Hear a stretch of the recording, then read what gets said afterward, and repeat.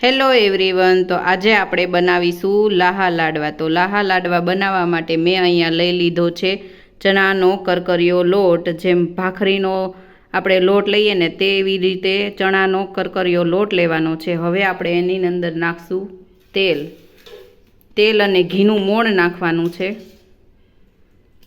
તમે ખાલી તેલનું પણ નાખી શકો અને ખાલી ઘીનું પણ નાખી શકો।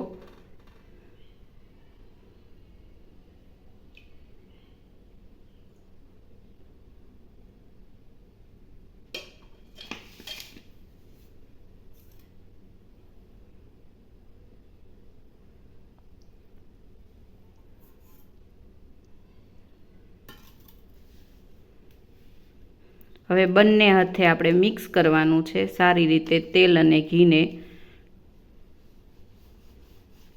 આવી રીતે મિક્સ કરતું જવાનું છે।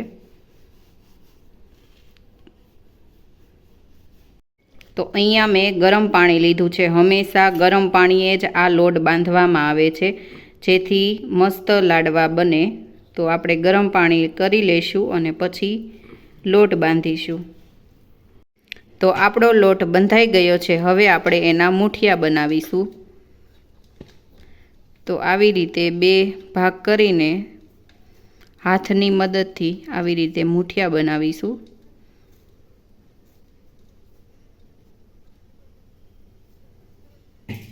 તો આવી રીતે આપણે મૂઠિયા બનાવી લેવાના છે।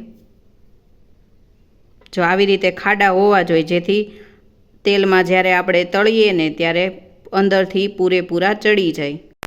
તો આપણું તેલ ગરમ થઈ ગયું છે। તો હવે આપણે એની અંદર મૂઠિયા જે બનાવ્યા છે તે નાખી દેશું।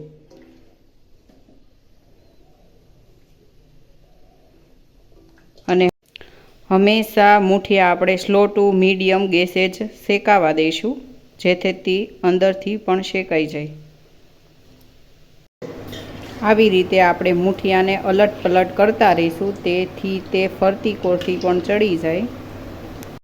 તો આપણા મૂઠિયા તળાઈ ગયા છે। આવી રીતે ગોલ્ડન બ્રાઉન થાય ત્યાં સુધી આપણે તળી લઈશું।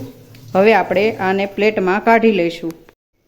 આપણે પ્લેટમાં કાઢી લીધા છે। હવે આપણે આને થોડીક વાર માટે ઠરવા દઈશું અને પછી આપણે મિક્સરમાં આનો ભૂકો કરી નાખશું।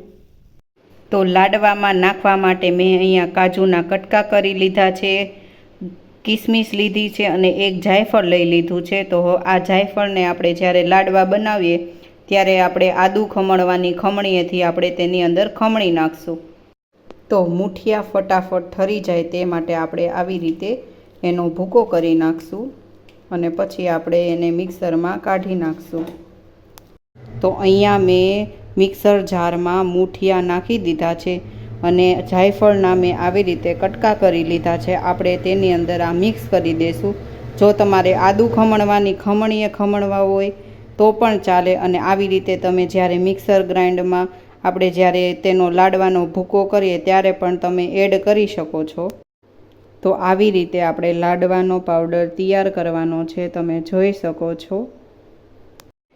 તો અહીંયા મેં લાડવાનો કલર લઈ લીધો છે, તેને મેં દૂધમાં ઘોળી નાખ્યો છે। જો તમે પાણીમાં ઘોળવા માગતા હોય તો તેમાં પણ ઘોળી શકો છો। અને અહીંયા મેં લીધી છે ખાંડ। તો ખાંડનું માપ કઈ રીતે કાઢવાનું છે ને એ હું તમને કહું। જો 500 ગ્રામ તમે લોટ લીધો હોય તો તમારે 350 એટલે કે 350 ગ્રામ ખાંડ નાખવાની છે। અને જો તમે 1 કિલો લોટ લીધો હોય તો તમારે 800થી 700 ગ્રામ ખાંડ નાખવાની છે। તો મેં અહીંયા ખાંડ લઈ લીધી છે। તો હવે આપણે એની ચાસણી બનાવીશું। તો અહીંયા આપણે ખાંડ ડૂબે તેટલું પાણી નાખવાનું છે।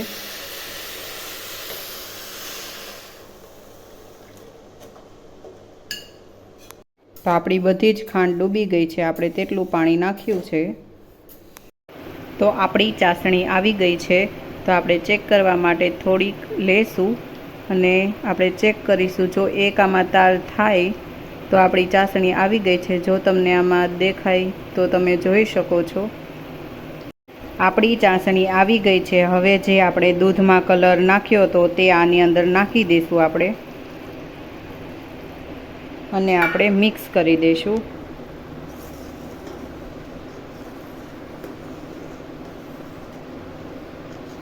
અને થોડીક વાર માટે ઉકળે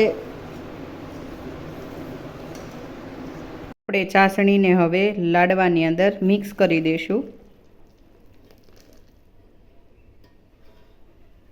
તો આપણે આની અંદર થોડુંક એવું ઘી નાખવાનું છે અને આપણે ગરમ હોય ત્યારે જ નાખી દઈશું, તેથી તે પણ ઓગળી જાય અને સારી રીતે મિક્સ કરી દઈશું. લાડવાની ક્વોન્ટિટી પ્રમાણે તમારે ઘી નાખવાનું છે. તો હવે આપણે એની અંદર કાજુ અને કિસમિસ નાખી દીધા છે. હવે આને મિક્સ કરી દઈશું આપણે.